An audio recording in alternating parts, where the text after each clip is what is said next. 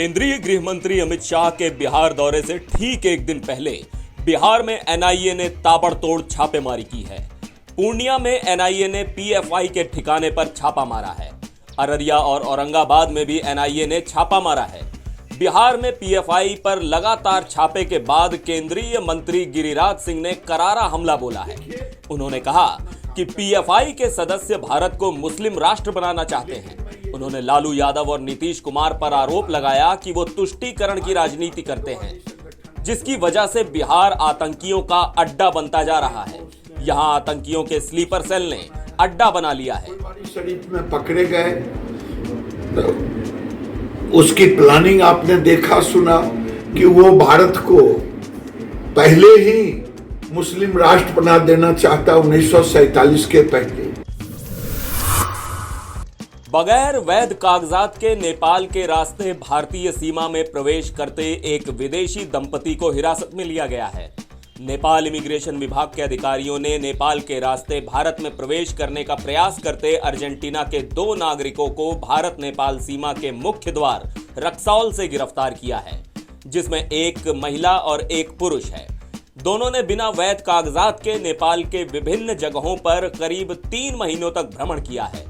नेपाल भ्रमण के बाद कल 21 सितंबर को ये दोनों भारतीय सीमा में प्रवेश करने का प्रयास कर रहे थे, जिस कारण नेपाल प्रशासन ने बिना वैध कागजात के नेपाल में भ्रमण करने के आरोप में दोनों को गिरफ्तार कर लिया है।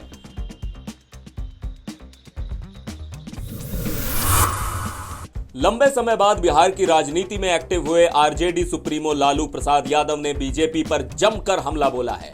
आरजेडी राज्य परिषद की बैठक में लालू यादव ने बीजेपी को दंगाई पार्टी बताते हुए कहा कि दंगाइयों के सामने हर पार्टी झुकी है, लेकिन मैं अब तक नहीं झुका।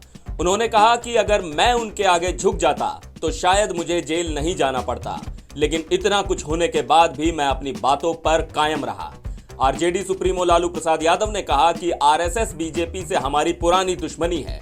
उन्होंने साफ तौर पर कहा है कि नीतीश कुमार विपक्ष को एकजुट कर रहे हैं और इस बार 2024 में बीजेपी को धूल चटा कर रहेंगे।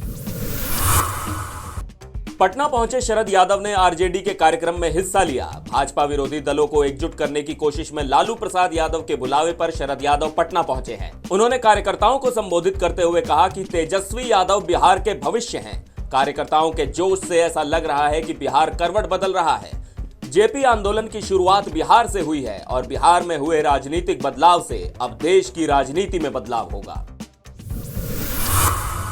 आरजेडी के नए सिपहसालार यानी deputy CM Tejashwi Yadav RJD को नए तरीके से चलाना चाहते हैं।